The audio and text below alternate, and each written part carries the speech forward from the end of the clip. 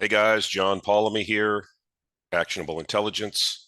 Today is Saturday, December 3rd, and this is a weekly market update. The disclaimer, anything that you hear or see on this podcast or video is for informational purposes only. It's not to be taken as investment advice. I am not a financial advisor. I cannot give you personal investment advice. Most of the things I discuss are again, for informational purposes or what I'm doing in my own portfolio. Please do your own due diligence. It's your money. It's your responsibility.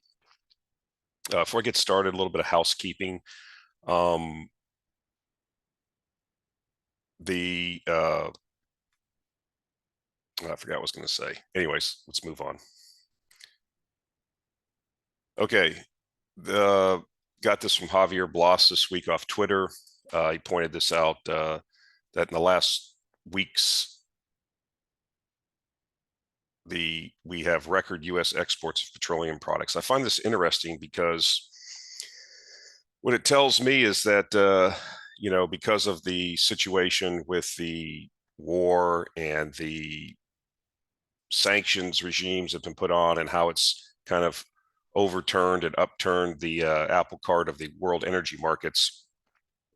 It's kind of made a opportunity for the U.S., right, to be that supplier of last resort. And we see it. This is not just it's crude oil and refined products exports. What I find interesting is that this is happening inside the context of 5 to 6% of the U.S.'s refining capacity being closed after the pandemic or during the pandemic and not brought back online. But I think a lot of this is discharges from the SPR that are exported. People complain about that, but the fact of the matter remains that oil is pretty much fungible. So the intent was by the Biden regime administration was to add barrels to the market and hopefully dampen the price increases that we saw after the invasion, which I have to give them credit was slightly successful. But however, that's not an inexhaustible resource. And so we'll see what happens. The one thing I wanted to point out here is even with all of these products exports and crude oil exports, we're not seeing drilling expanding like we have in the past, like we would see the supply response based on the price increases. So we haven't seen that. We've had some, yes, rigs drilling are up, but we'll just have to see based on the price, where we're at here at this $80 WTI, $85 Brent. I find it fascinating because, we have basically the EU's in a recession, really deep recession, probably heading for a depression if they don't change course. The U.S. is definitely in a recession, in my view. I'm not an economist, but if you look at some of the PMIs that are coming out, what's happening in the housing market, I mean, none of the data points are positive. I mean, I'll show a slide later on here where the Chicago PMI came out this week. It's at like 2008 or pandemic, recession lows getting there. So that's not positive. And the same thing you see at other Fed bank reports. The Dallas Fed Bank PMI was down massively too. So it's going to be interesting to see, even within the context of these economies that are in recession or worse, how oil prices have held up fairly well. And I'm going to show a slide later on. I mean, copper is at $3.95 a pound. This is amazing to me. So what I'm looking for going forward is, as we talked about in previous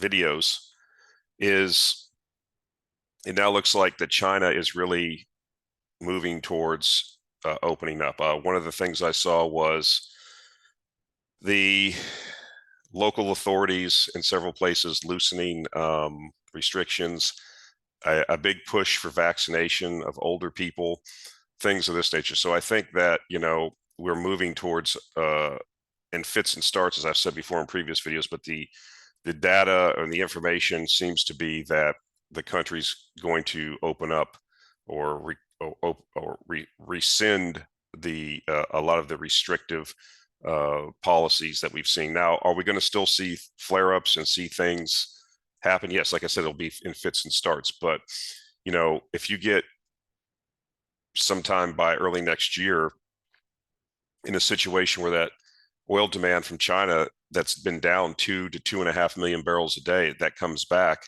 that's going to be a big deal in this oil market. And the other thing that I'm seeing is that as we see this recession develop in the U.S., and as we start to see, we've already seen, the inflation rate is coming down. The components that were the main, it's not going to come back down to 2%, but I think we're going to get down to a point where the Fed's going to be able to pause, if you will. And it seems like Mr. Powell is moving in that direction. So a lot of things are coming together, and this recession, or this, around the world, if you will, the China lockdowns, which caused the economy to suffer there, the EU self-imposed sanctions recession, and in the US, the recession we have here because of the fight against inflation, really haven't nuked commodity prices like you would have seen in previous cycles. And that's telling, because if we turn the monetary spigots back on in the US at some point early next year, if China loosens restrictions and its economy starts to come back, it's playing into the thesis that we've said all along. This is not going to be this commodity bull market that we're going to see this decade that we're in my view, currently, is not a demand-driven event. It's going to be a lack of supply. And so, like I said, I mean, you're in a acknowledged recessions in probably 3 of the major economic blocks in the world, and copper's at $3.95 a pound. It's extraordinary. So I wanted to talk about this. I follow this Global Warming Policy Foundation. I started following it when after I interviewed Dr. Michael Kelly. He's part of this organization. There's another guy whose blog I follow here in the U.S. His name's Francis Menton. He's a retired attorney in New York City. His blog is called The Manhattan Contrarian, and he writes a lot about energy, renewable energy policy, all these things, and shows the inconsistencies in the planning, if you will. And he just wrote a 35-page paper for the Global Warming Policy Foundation about energy storage and how it's, not, with the current technology and the current material science, it's not going to be the panacea to the intermittent problem of renewables. And so here's a few snippets. I'll put a link to the paper. I haven't read the whole thing, but like I said, I've followed his writings before. I think it's an important paper. I mean, it's good to understand where we are in this, because the market is not determining what energy sources we're going to use. Where government fiat, government dictate is doing this. And so it's good to understand where the falsehoods are, or the reality checks are, because that is actionable for investing. And if the materials that are needed are not available to accomplish what these folks, policymakers, are trying to do, that's going to create a tremendous opportunity, right? That's where we get this heads we win, tails we win more. The whole renewable push is standing on the shoulders of fossil fuel, specifically diesel. And that's just how it is. I've said this before, you cannot produce enough energy at these renewable places that would allow you to replicate themselves. The energy returns are just not sufficient. So we win on that thing, on that side of the coin. The other side of the coin is, because of the mining that's required, because of the transportation, because of the refining, because of the fabrication of these metals and materials that into these rebuildables, as I call them, that's a tremendous amount of fossil fuel energy. So if the policymakers want to take us down this road and force it, then we will make a tremendous amount of money on that. And then conversely, not only does it stand, the renewables build out stand on the shoulders of fossil fuels, but then the same politicians are doing everything they can to restrict the supply of fossil fuels. And that's very actionable in my mind. I mean, tremendous amounts. This is pure speculation, is looking at, this is a speculator's dream. Why? Because it's public policy that's incorrect, okay, is inserting itself into the market and creating distortions which can be taken advantage of. I guess that's the best way to put it. So anyways, a few snippets from the paper. I'll put a link to it. A new paper published by the Global Warming Policy Foundation warns that renewable energy policies being pursued around the world are unrealistic. That's because renewables-only grids require large amounts of electricity storage to make them viable. And we know why that is because the power is intermittent. However, the world currently lacks any power storage technology that is both affordable and scalable. Quote, the amount of storage required is very large, perhaps as much as 2 months of average demand. The cost then becomes absurd. You could spend all of your GDP on batteries every year and it would still not be enough. Hydrogen is better, but it is still astonishingly expensive because it's so inefficient. Despite this, policymakers are plowing ahead with deployment of wind and solar, hoping that scientists will come up with something to save the day. You know, as I've said before, I don't doubt that, you know, the ascent of mankind from the lower left on the chart to the upper right continues. But there's nothing that I see on a near-term horizon that's going to solve this problem. They're plowing ahead with, you know, and of course, there'll be somebody in the comment section will say, well, what about this? What about that? Okay, that's fine. It works in a lab. Commercialize it and get it up and running and scalable. That's what people want to see. And we don't see anything like that happening. All we see is lithium batteries. And that's just not going to cut it. So, yet we're going to, as this last quote here says, which we've been saying all along, is they're going to continue to plow ahead regardless of the fact that the materials don't exist or the technology for new material science doesn't exist. So anyway, it's a good paper. I've started reading part of it. I'll finish it this weekend. I'll put a link to it.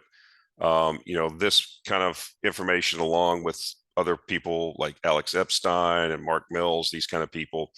I mean, if you're a thinking person and you read these things, I mean, they're facts.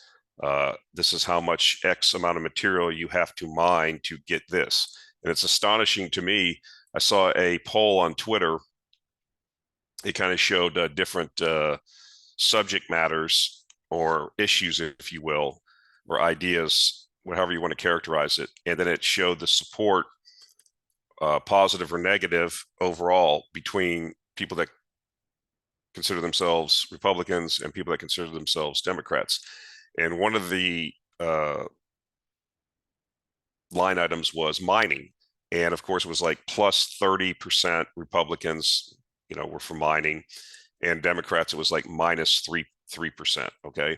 So you have the party that's mostly pushing for this transition for renewables that has a negative view towards mining, which is required to extract the materials and minerals that are necessary to allow for the transition.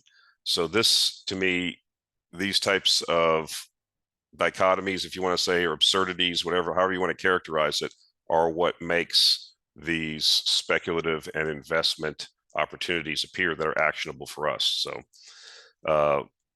anyways, I'll put it there for your reading pleasure and you can take a look at it.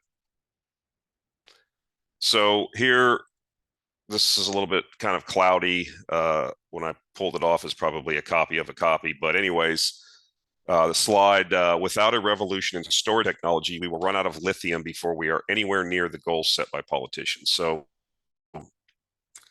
this red part of this graph is the amount of lithium that's been mined between 2015 and 2022. Then you start going up here. This is the times going out 2024, 25. You go all the way out to 2050 out here. And then you see, like, you know, at 2052 or something like that, or is that 32? I can't read it. Something like that. Anyways, you'll have to, more lithium will be needed in 2032 than was mined between 2015 and 2022. So you start seeing it starts becoming exponential, and the resources don't exist. So the bottom line is that, you know, we're making plans, we're turning by government dictate our economy, our energy policy towards something that's not achievable because it's limited by the resources. And that's why, you know, a lot of the lithium prices at like all-time highs or close to. I haven't looked at it recently, but it's up there. The lithium miner stocks have done very well, but there simply isn't enough of this material. And that's just for the first cycle, right? Because the lithium battery doesn't last forever. And so then you would have to go after the 10 years, 8 to 10 years, whatever it is, life cycle of this battery, then you have to, you know, go to the next generation. So where do all these materials come from? Again, somebody will say, well, we'll just recycle it, but there's no, like, they're working on that, but there's no profitable way to do it. So if you can't do it profitably, then you have to add it to the cost of the battery, so that at the end of the life, somebody has to pay, right? Somebody has to recycle it. So, you know, and then as I showed before in a previous video, maybe a couple of weeks ago, I put a paper up that shows how you actually recycle these things. It's a very dangerous process. It's very hazardous. There's a lot of volatile chemicals involved. It's, you know, and again, we're trying to solve a problem, i.e. pollution, if you will, and creating more pollution and more negative environmental outcomes. And then people say, well, all these can be solved. Yes, but at what cost? Anything can be done. I've said it before at job sites that I've been on. People have said, well, we can do this, we can do that. I said, well, I can launch a spacecraft from this job site, put 2 men on the moon and recover them here. How much money would it cost, though? And why would we do it? I mean, anything can be done. It's how much and who pays. And so that's, you know, and the bottom line is that's just not how economies work. If you impose all this high costs on it, then it's going to cause all these other distortions. One distortion causes another distortion, then another policy is put in place to deal with that distortion, which, you see how this works? And so I find it amusing that even all of this mining that needs to take place, I mean, it's funny here. You just look at this other vignette here. This is all just like the projections. If this is what, you know, we would have to do for lithium mine, it says more lithium needed per month in 2040 than was mined in all of 2021. So there's just not, those mines are not on the radar screen. Nobody's building these mines, and it's just not, the materials are just not there.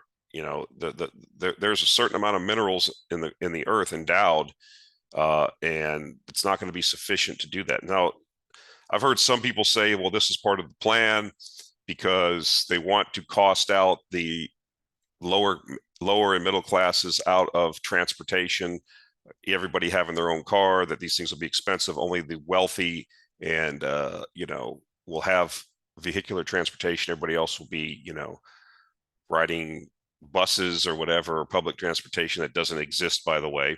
You know, it's funny because, as James Kunstler says, we've created a happy motoring society. The United States economy, the workforce is based on a automobile. It's based on the automobile, this happy motoring society. So, yeah.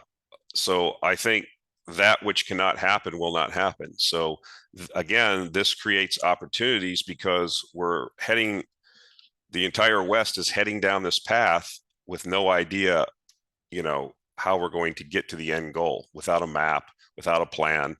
And it kind of like, that'd be like going into the wilderness, like that guy, if you read that book, that kid that went into the wilderness in Alaska without a plan, without proper provisioning, without the proper training, and he ended up dying. So if you're going to head down into uncharted territory without a plan, without a map, without proper provisioning, it's probably not going to end well. But in the interim, as I said, for the purposes of investing and speculating, it's going to create a tremendous amount of opportunities. And so here's another big problem. None of this can happen without copper. And I love these kind of charts because this tells you what the problem is. I said earlier in this video that the current copper price is $3.95 a pound. I've mentioned this before, but people like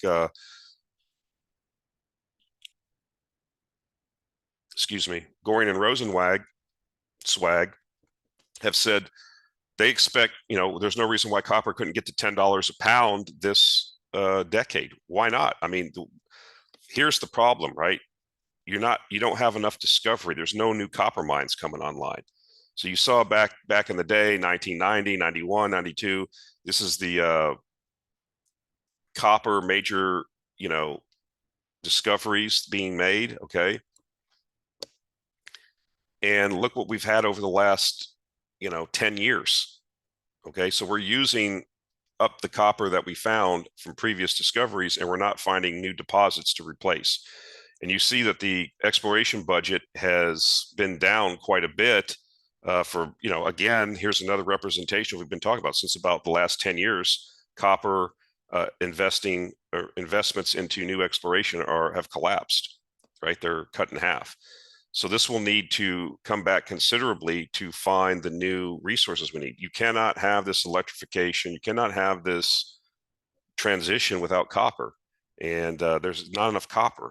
That's the problem. And that's why I think copper is going to be a tremendous investment, because they're going to push forward with this, and it's not going to, you don't have the material. And even if you did get copper go to $5, $6, $7 a pound and stay there, it would take years for this to come back and for you to find the new mines. I mean, this is pretty disturbing, okay? That over the last 7 years, you virtually have had no major discoveries, okay, relative to what you've seen in the past. All the low-hanging fruit has been found, folks.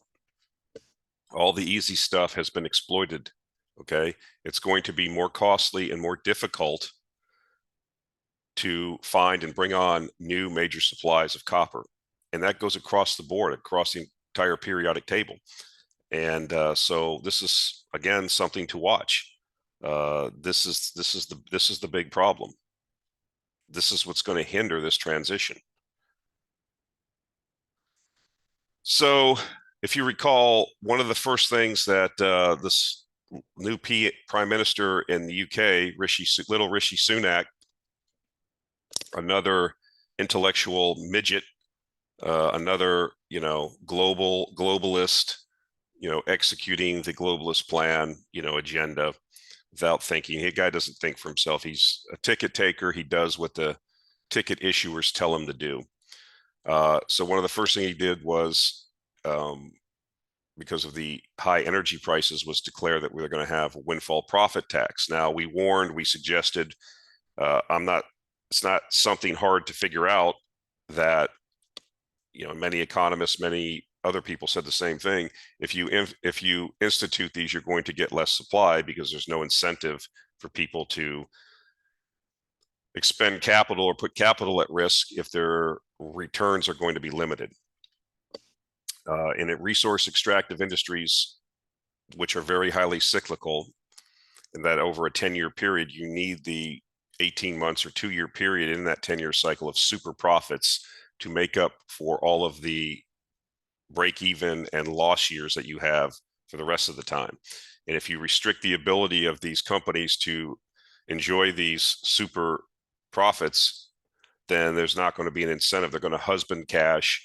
They're going to pull back on spending on new exploration. And then because it's an extractive industry, supply goes down over time as the resources are exploited and not replaced. And so this is what we're starting to see. This is the first example. It says Total, which is the big French multinational oil company, pulls investment from North Sea in response to Sunak's windfall tax. I mean, it's only taken about 5 or 6 weeks. Here we are. This is the beginning. French oil giant Total Energy has become the first major North Sea operator to cut investment as a direct result of Rishi Sunak's windfall tax. The €57 billion company is to reduce planned spending on new wells by a quarter next year as the levy forces drilling businesses to re-examine their plans. Its decision will be regarded as a blow for the prime minister, who said earlier this year that it was, quote, vital we encourage continued investment by the oil and gas industry in the North Sea, unquote, to help protect energy security from competing foreign powers. You don't do that by putting disincentives in place. You see, I'm not going to sit here and bag on the politicians. They're not smart people. They're just there. Okay, they put these people are placed into power. This guy was not voted in, okay, by the people of the UK. The UK, what recourse do the people in the UK have? I mean, you almost have to start another party. That's very difficult, expensive, and time consuming. That party would then probably most likely be co-opted. So how do you get out of this? Well, as I've said before, it's kind of has to be like Sri Lanka. You have to literally go in there. The mob has to go in and burn it down. I mean, that's the only way it's really going to change. Otherwise, you're just going to continue suffering these idiots that are, they've got you into this situation with a major energy supplier for Europe that you've wedded yourself to over the last previous decades, you sanctioned against. And now you don't have the energy that you need. And then you have resources. I mean, Europe has a tremendous amount of shale gas potential. So does the UK. UK still has tremendous amounts of potential in the North Sea. And then you put disincentives in place, even though you say yourself in this quote here that it's vital we encourage continued investment by the oil and gas industry in the North Sea. So this is actionable. This is why I'm continue to be bullish on oil and gas.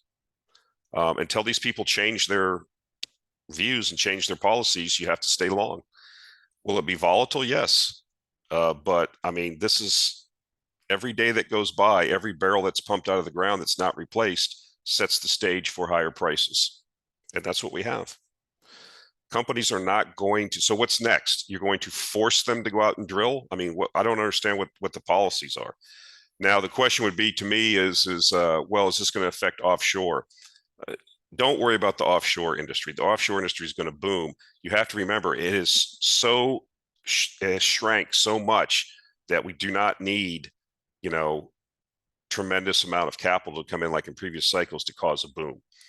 Okay. It's going to boom because it's so much smaller than it was before. So even if a reduced amount of capital comes in, it will do fine. And it's not like they're going to completely abandon the North Sea. They're going to cut by 25%. But still, that's going in the wrong direction. All right. But this is an example. It didn't take long, 4 or 5 weeks. I think he's been there. And right off the bat. So how do you square? So when you hear him say that it's vital we encourage continued investment by the oil and gas industry in the North Sea, and then they put policies in place to disincentivize that. I mean, is this not a serious person? He's either dumb, he's running a plan, an agenda. He's just disingenuous. I mean, the guy does not belong. I mean, those are criteria right there. Any one of those. I mean, you tell me what the other. You're either dumb, you're running a plan, okay, or you're just being disingenuous. Okay, so I don't know. I will say this though, that the Conservative Party, if they had an election in the UK, would be thrown out. But then what do you get? You get Labour, and there's no. Again, you have intellectual midgets and dwarfs on that side. So what's the plan? Continue the status quo, and increase spending and give more money away, give more subsidies to people. I mean, this is not a long-term plan for success. This is not a long-term energy policy. I mean, I have to give Liz Truss credit at least. She didn't impress me very much, but she at least recognized the problem and was trying to articulate a energy policy. And but this guy's just, I don't know, flailing around because these are not real, in-depth thinkers or people that are interested in solving problems. They're interested in maintaining their power and maneuvering for the next election and saying what they need to say and doing what they need to do in the short term. And short term is not going to solve long-term problems. Short-term thinking doesn't serve long-term problems. And none of these people are incentivized because of the election cycle. Excuse me. To do this. It's just that simple. So this is why I'm bullish over this decade for energy. Meanwhile, in Mr. Sunak's Wonderland, the cost of living is so high that people in Cardiff, I mean, this is from the BBC headline, are eating pet food to survive. And you can look this up, or at least in Wales. We used to say that in the US, we would see people, we hear the stories about old people eating pet food and things like that, trying to survive because they didn't have any money. I mean, this is, a government primarily should exist to make the lives of its people better, not worse. And so when a government is consistently making its majority of its people's lives worse through its short-sighted and basically stupid policies, then does it have a legitimate, right to be in power? I mean, you have to ask yourself this. So again, it's not just in the UK, it's all over Europe, it's in the US. How do you get out of this? The majority of people, are suffering, but how do you get out of it? You're going to have an election, you're going to vote your way out of it? I don't think so. So we'll see. But as I've said before, this is gets into more philosophical discussions about the decline of the West and everything. I just think these vignettes, you're going to see more of this type of stuff. And most people are hoping that, like I've said before, that they're the last gazelle at the water hole that gets eaten. They just hunker down and hope that, it doesn't happen to them. So we had this proposal, if you will, or the Biden administration is going to allow Chevron, which still has some operations in Venezuela, to start bringing crude from Venezuela to the U.S. Actually, the Venezuelan crude is very prospective for refining along the Gulf Coast refineries. They're set up for this type of crude. So this is helpful. But the problem is it's not going to solve the long-term issue simply because of the fact that the Venezuelan oil industry has been completely and utterly destroyed from years of mismanagement, lack of it, not even underinvestment, lack of investment, and basically just theft, corruption. It's just a total mess. And it's funny because Venezuela actually has, I think, the largest oil reserves in the world, something like 300 billion barrels of oil. Obviously, it's a lower quality heavy crude, but regardless, it has that. And at one time, it was a major producer and exporter, and you see what has happened. I'm not going to get into a speech about why that is. It's obvious why. But I thought it's interesting. Don't count on it being the savior of the world. Why? This is from a Venezuelan economist. Venezuela can't contribute much. Its oil industry is destroyed, said Jose Toro Hardy, a Venezuelan economist. By his figuring, it would take about $250 billion of investment in 7 to 8 years to bring Venezuela's production back to 3.5 million barrels, seen in 1998. That's how far. That's before the Bolivarian revolution of Mr. Maduro and Mr. Chavez, which destroyed the economy there. But it shows you how fast a golden goose can be killed. And now it would take years and hundreds of billions of dollars of investment. Where would that investment come from? Who in their right mind would make that kind of investment in a place like that? When you always have the sort of Damocles over your head that the government's going to expropriate your property or steal your profits. So yes, Chevron will, fuddle around and, export some oil, maybe slowly over time increase, but I don't see them making major billions of dollars of investments down there when they've already, went through the last 15, 20 years of nonsense with this government down there. But I think it's instructive for investors and speculators in energy that this administration, again, talks out of both sides of its mouth. We spent the last 20 years sanctioning this country, Venezuela, demonizing it, trying to overthrow the government down there.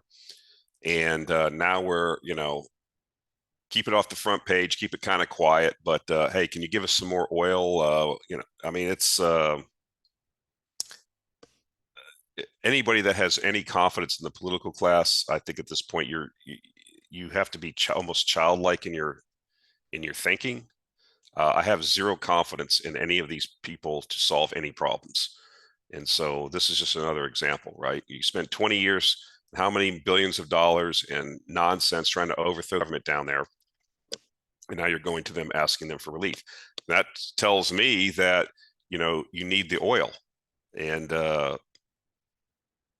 we're heading, like I said, we're heading for an energy crisis. I see that once the Fed pivots, once all these governments start printing money again to try to save their economies, and once China comes back, I mean, like I said, we could see a swing in oil demand of 3 to 4 million barrels, maybe 5 million barrels by next year. And we haven't made the investments. That's how we're going to see, I think, well over $100 a barrel.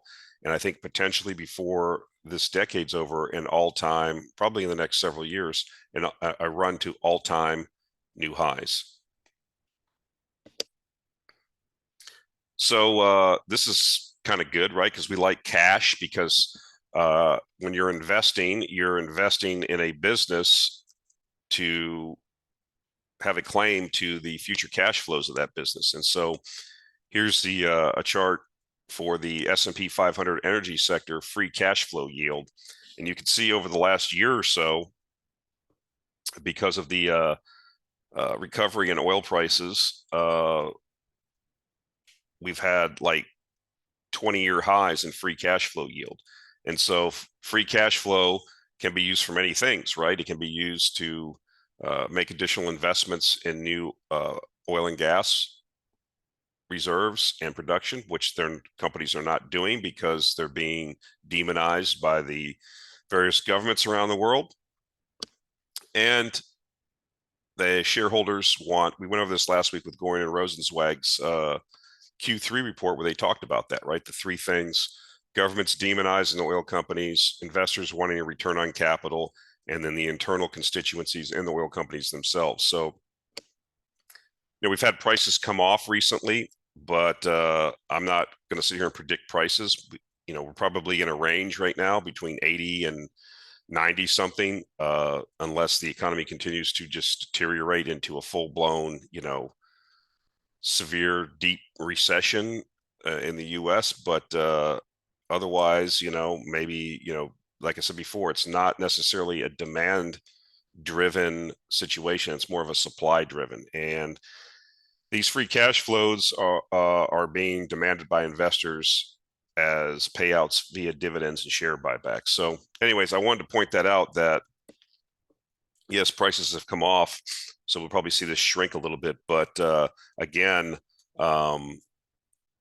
typically you would see, if in a real market, free market, a lot of these cash flows will be recycled into new production, new reserves. But that's not going to happen because of the demonization of this industry by the political elites. So again, no one's really talking about tankers. They're booming. The tanker markets are booming. And one of the main, it basically took off after the invasion and the sanctioning that happened after the invasion of Ukraine by Russia, which has changed the whole dynamic, right? So if you're in Europe and you're not going to buy crude from Russia anymore that was coming via pipeline, then you have to bring it from other places. Remember, we talked about at the start of this presentation how petroleum products were making all-time record highs, petroleum exports from the U.S., both refined products and crude oil. Well, if you were originally getting your crude and diesel in Europe from Russia via pipeline, or short trips on tankers from the Baltic Sea into Northern Europe, that's a short distance. Now you've increased the distances, right? From the Middle East, from the United States. Look, so ton-mile demand, move more product and or longer distances. This is the thesis, okay? And so it'll be interesting to me because I think the European crude ban for Russian oil goes into effect Monday. Not ban, price cap, whatever. I don't have an opinion. I don't really know what will happen. I'm not a game theorist, but I think that, what we're seeing in the tanker markets is these super extraordinary rates for both product and dirty tankers. As a matter of fact, there's been quite a few clean tankers, and clean tankers carry refined products like gasoline, diesel, jet fuel.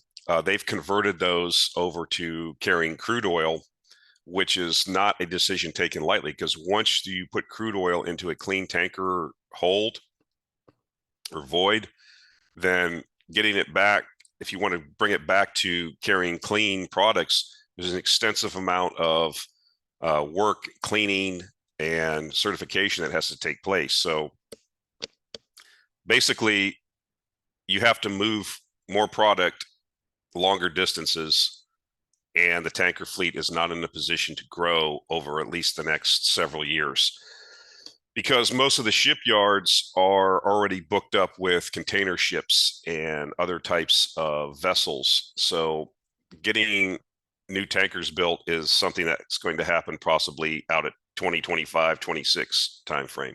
Now, do I have any doubt in my mind that if there's a period of extraordinary cash flows and profits to tanker companies that they won't build more tankers? Absolutely, because that's just, a lot of times what they've done in the past. And so in the interim, though, at least over the next year to year and a half, as long as this situation with Ukraine and Russia is not resolved, and these sanctions and all of these other things that are going on that have changed all these trade routes, I see, I see boom times for tanker companies, and not a lot of people are still not talking about it. So this is good. That hasn't drawn a lot of attention from the tourist class, but we'll see what happens. Like I said, nothing was really happening. You can see almost, if you go look at a chart, a lot of the tanker companies or rates, and it's almost at the day of the invasion, they started moving up because the anticipation of what was going to happen, especially when sanctions were discussed. And now that we have this going on, and we're just going to, like I said, the governments have done this.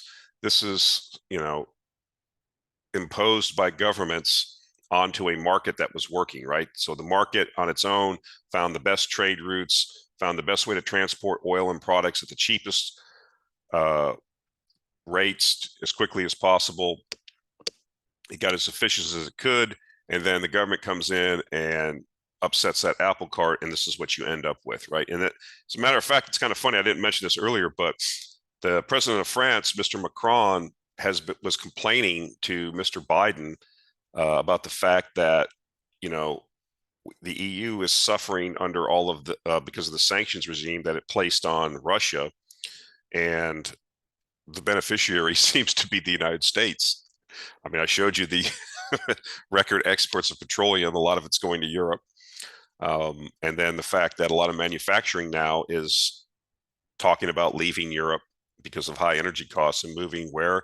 To the US. So I think that realization is starting to set in maybe a little bit in Europe that they got rug pulled on this deal. Again, we go back to what I've said before. The purpose of the hegemon, the purpose of these institutions like NATO and these other US-led institutions is to maintain the hegemon. And specifically in Europe, if you want to talk about Europe, is to keep the United States in Europe. That's what NATO's there for, to do. Keep the United States in Europe, keep Russia out of Europe, and keep Germany down, and or all of Europe down. So that it's accomplishing its goal. And the natural relationship is between, as I stated before, the EU and Germany, and specifically with Russia. And that's been something that the Atlanticist hegemon, the Anglo hegemon, has tried to keep from happening for many, many decades. So apparently it's successful. But for the point of view of tankers, I think it's I'm still bullish on them, and you know, the cash flows are extraordinary. I mean, you have operating rate of like $20,000 a day for like one of these long range clean tankers, and they're getting on some of the vessels 50, 60, $70,000 a day. So this is tremendous cash flows and margins. So I wanted to point this out. I did notice this when I put the chart up afterwards and was reviewing the charts. It doesn't show the 2008 financial crisis drop. So I'm curious why they didn't do that. Maybe that was a faster slowdown. I don't know. Anyways, I still think this is instructive. These are previous housing slowdowns that are graphed here. And you will see that this is 2022. Which one of these is not like the others? This is not good. Again, it's going to provide an excellent opportunity if you have cash down the line once the rate raising cycle is over with, because these prices are going to get crushed, and it doesn't fix the fact that we do have a housing shortage in the U.S. We have less houses than we need by like quite a bit. I mean, since the great financial crisis, that's one of the things that people have talked about, is the fact that family formation among millennials and things like that have caused this tremendous amount, this cohort of people that needs housing, that wants to move out of apartments and townhouses into a house, but there's been an insufficient amount of houses. And the problem was, because you had record low interest rates, it forced the prices up, right? Because the speculative juices were flowing. Housing prices price a lot of these people out. And so I think that when we see the culmination of these high rates, rate raising cycle, and this thing rolls over, because let's be quite frank, the economy is slowing down massively. I just, you know, you want to look at whatever you want to look at, PMIs, the data I'm looking at. I'm not an economist, but if you look at its pattern recognition, right? If we're down at PMI levels that we saw during the 2000 recession, 2008 recession, and the pandemic lows, I mean, the PMIs are in free fall towards those, then you can figure out what's going to happen. It shouldn't be that hard. We're in a recession. And so it's probably going to get worse. And I'm not going to sit here and argue about, well, I don't know about all that. All I know is demand is falling, prices are falling. Okay, you can go in your market on Zillow and look around, and you'll see price cuts all over the place for most of these markets. And so I think it's going to be a tremendous opportunity down the line because of the fact that people still need houses, right? People are still going to try to form families. They're still going to want to, you know, have their own house, all that stuff. So right now they're being priced out, but as these prices come down, and then the Fed will be forced to cut rates, then we'll have the ability to buy, theoretically, you know, assets at cheap price, and then, you know, cyclical. But this is like eye-opening. You look at these things, you're like, okay, well, you know, you look at this this drop here, 1994 or the 1999, that's around the you know, these were down 4%, the most 9 or 10%. I mean, this is like dropping below 20%. So these are single family home sales. This is unbelievable. I guess the reason they don't have the drop during the pandemic is they're actually cutting rates, and this is a change in existing sales during Fed hiking cycles. So that's why. But anyways, you see that this is extraordinarily over the top or different than the previous rate raising cycles. And so here it is. Here's the Chicago PMI. This is one off. I was looking at the Dallas PMI. It's collapsing also. But you see the pandemic lows here, you know, between 30 and 35. You see the 2008 great financial crisis, same thing. You see the 2000 tech wreck down by 35. So if you think that, you know, the Fed's just going to continue raising rates into this, I think you're mistaken. And I don't see how inflation, you know, stays high when you have the Fed contracting liquidity left and right and you have demand dropping off. It's just not going to happen. The inflation rate data will be lagging, so it will take some time. And remember, we haven't even seen the full effect of the previous rate increases. That takes anywhere from around a year or so for that to work its way into the economy. So the rate raising cycle hasn't even had its full effect yet. And so what I'm suggesting is you're going to see maybe, the Fed say 50 basis points in December, and then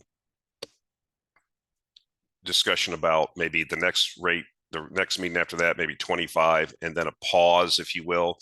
And then that should be your clue what's going to happen. By then, these numbers are going to be horrible, right? So we'll see. Maybe I'm wrong, but I mean, if you look at previous, what were the financial conditions? What were the conditions around the economy during the pandemic lows?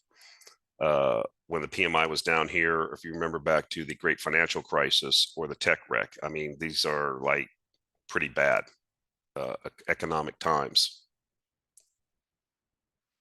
This is something I wanted to point out, and I think that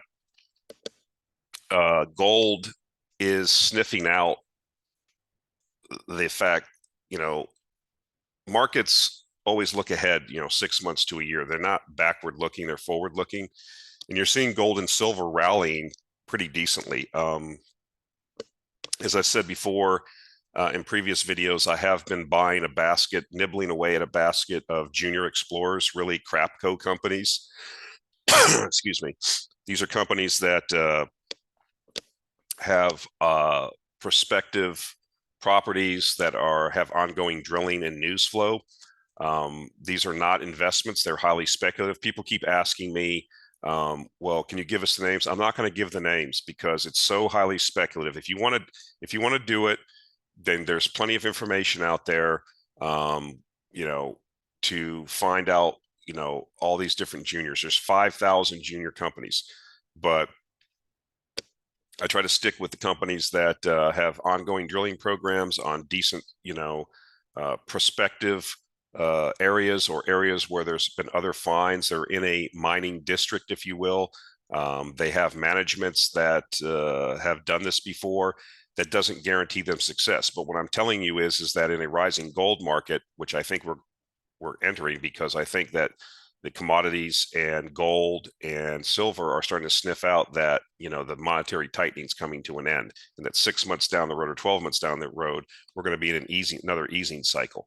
And so they're already starting to sniff this out. Notwithstanding the fact that the dollar has been weak recently also.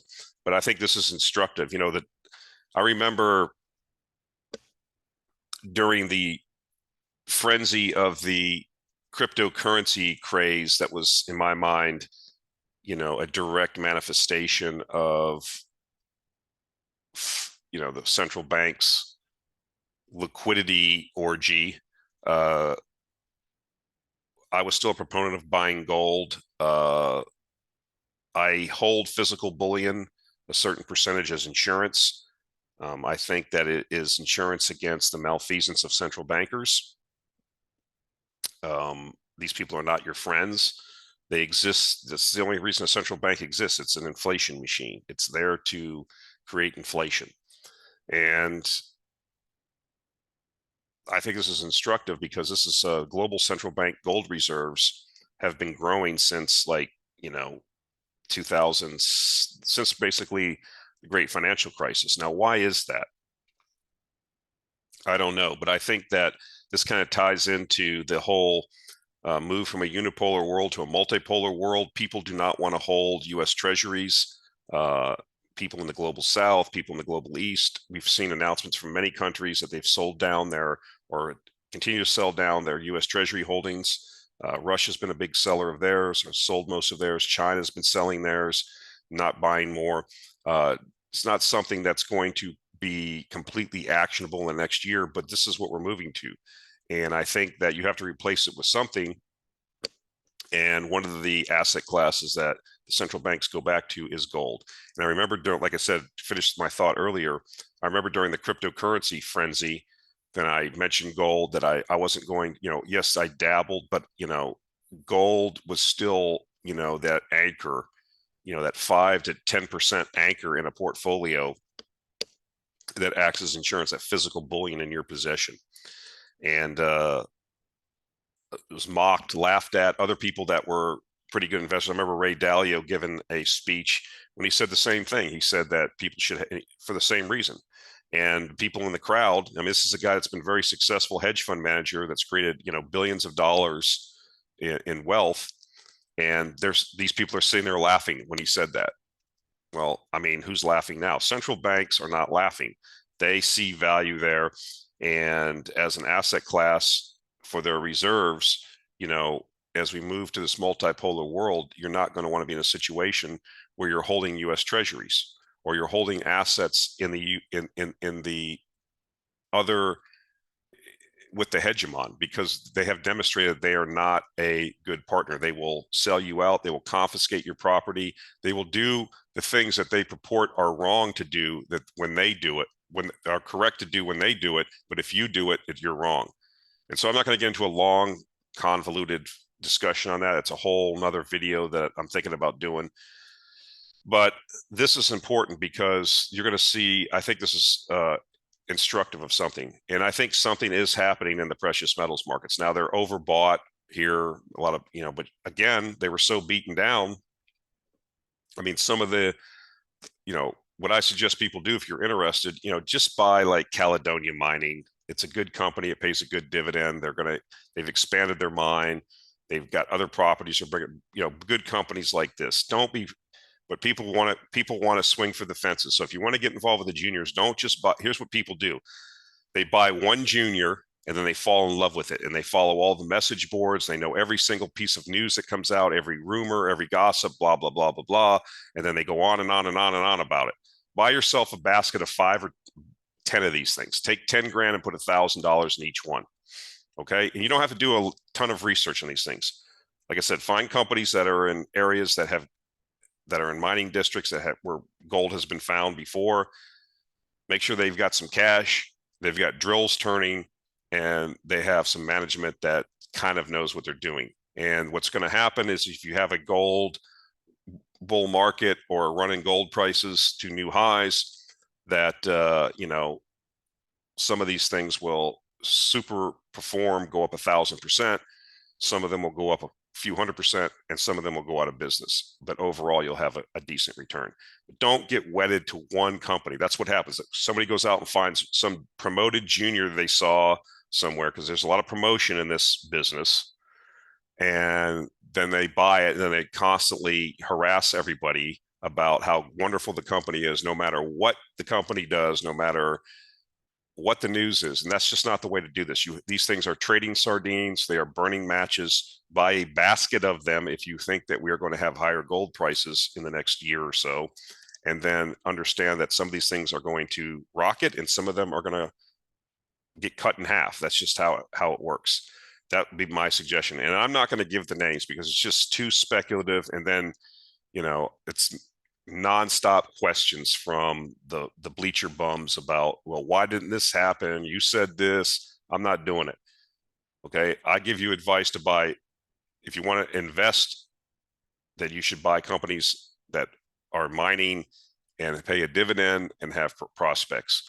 But those are far and fair between, however you say it. Okay. And if you want to mess around with the juniors, remember they're trading sardines and it's highly speculative. So that would be my advice. So I wanted to point this out in closing. I think it's extraordinary, the situation with this war in Ukraine. A lot of people accuse me of being a bot. I'm just looking at things from the perspective of what's factual. And, the plan A of the hegemon was that when the war started, they were going to impose these economic sanctions, the hegemon being the US and the EU, on Russia, and it was going to crush the Russian economy so bad that the people would rise up and overthrow the regime. That was plan A. Well, that hasn't worked, unfortunately. And so we're in a situation where the sanctions that have been placed on Russia have now caused a boomerang effect, and the people that are actually suffering are the people in Europe, Western Europe, that placed the sanctions. So we have this, we talk about PMI, right? Purchasing Managers Index. It's an indication of what's happening economically, right? And so we have extraordinary Russian PMI results, 53.2 in November, the strongest expansion in 5 years. Russian firms getting new orders, hiring staff, investing in production versus the EU at 47, contraction in average PMI. So just to remind folks, a reading over 50 is expansion, a reading under 50 is contraction. By this measure, sanctions more damage EU than Russia. So, I mean, of course, people will say, where are you getting these numbers? They're made up, blah, blah, blah, blah, blah. Okay, whatever. I mean, what we've seen, though, I think, is the exposure of the hegemons' misanalysis, okay, wrong analysis of what was going to happen, and then no plan B. Plan B was then flood the place with weapons and bleed Russia dry. So maybe that'll work. We'll see. But right now, Plan A of destroying the Russian economy didn't work, and so we'll see what happens. I don't see reports of people eating cat food in Russia. Now, I can show you videos from other sites where, out in the provinces and stuff, people have always been poor. Yes, but overall, the economy is, if you want to go by PMI, is, Russian economy is in expansion. It's on a war footing. It's a war economy. It's funny. You look at the what's happening, like in Mariupol, after the city was really severely damaged, destroyed, if you will, after the big battle there. But there's plenty of people that correspondents that go down there on YouTube, that place is being rebuilt. There's new apartments going up, roads have been fixed, utilities have been turned back on. And so this is, economic activity. The Russian economy is on a war footing. It is not a deindustrialized economy like the West is. And so now this is why you have reports coming from like the New York Times and stuff like that, where, the United States and the EU don't have the ability to supply ammunition and munitions to the level, to the front, like the Russians do, because they do not have a deindustrialized economy. And so the US does, the EU does, and they don't have the ability to ramp up for this type of warfare, because I don't think that the policymakers, the people that pursued this policy, they didn't think this was going to go on this long. And I think they were mistaken. So anyways, I wanted to point this out. It's kind of an interesting fact. We'll see how things go on. I'm going to make some other videos. I'll put them on Rumble. I'm going to probably work on a video tomorrow about a lot of people like to take shots at me in the comments about some of my predictions, but I'll make a video, put it on Rumble. I won't put it on YouTube because I'll just get banned for the things that I would say regarding this whole situation. But look forward to that. I'll try to put that out tomorrow. All right, guys, that's it for this week. One thing I want to make an announcement of is look forward for this. I'm currently writing and I should put it out this weekend, the December issue of the Actionable Intelligence Alert newsletter. And I'm going to go back to something I used to do when I had my original blog, which was every December I would, as a fun kind of exercise, because I know people like this. People are looking for that shiny object, and I would do it to increase, traffic to my site. But I'm going to bring it back.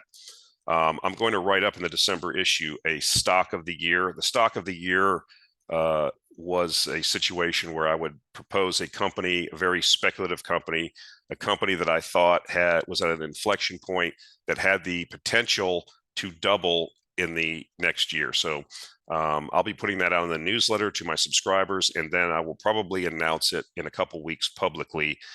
So look forward to that. That's kind of a fun thing I used to do. We were pretty successful with it. I think I was 4 years in a row. We met our goal of having the stock of the year double. And so we have a company in mind. We'll be writing it up in the newsletter.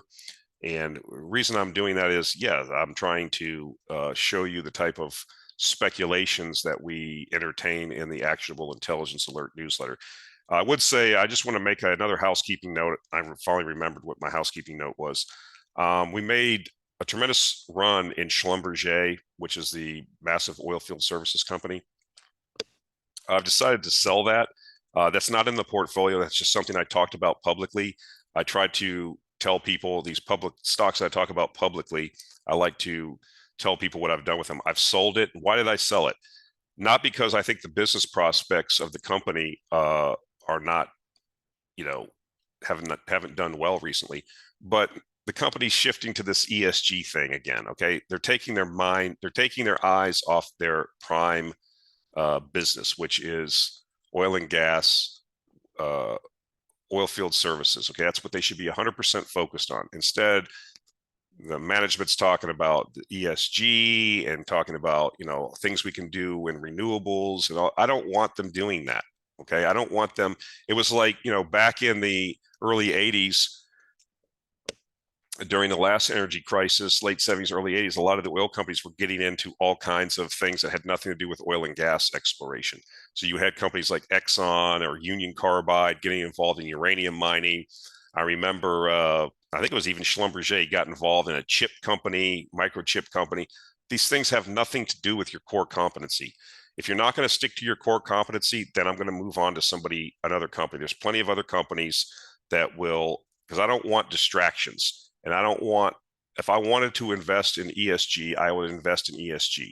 If you're not going to focus on that, I'm going to sell it.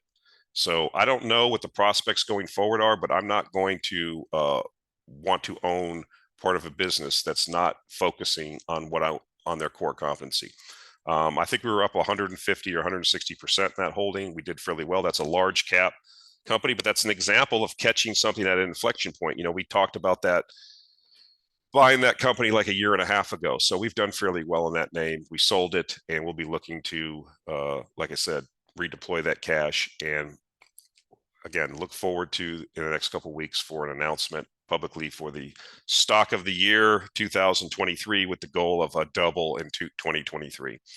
All right, guys, that's it for this week. We'll talk to you next week. Thank you.